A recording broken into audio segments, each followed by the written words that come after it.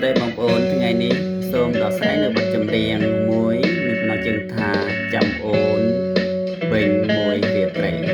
សូមសម្រាប់បទចម្រៀងទាំងអស់គ្នា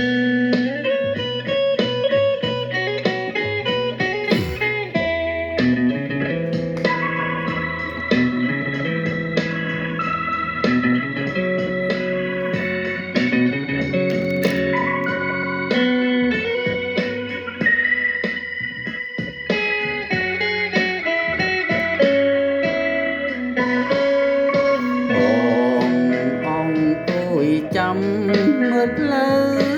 ដើរទៅណាខំញ៉ាំស្រាកងស្រាមិនធ្វើឲ្យបងស្រវឹងបងខំចាំដំនឹងបាត់សូនជឹងពេលថ្មើរនឹងតើបើប្រលឹងទៅណាម្ដេចក៏ឲ្យបងចាំคงចំណាំដែលធ្លាប់ជួបគ្នាបង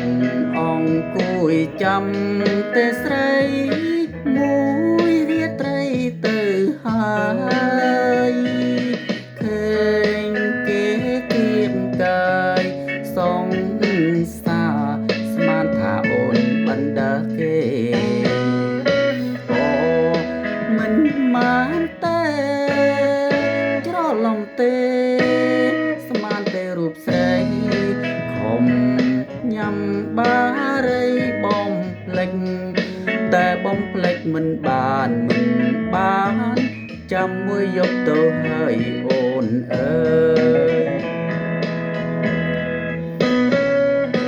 បងចាំយូរទៅនៅតែមិនឃើញស្នាខំញ៉ាំកាហ្វេក៏មកងងុយអង្គុយចាំមើលផ្លូវចាំយូរទៅលឺមកហើយស្មានតែអូនហើយអូមិនមែនបើហៅ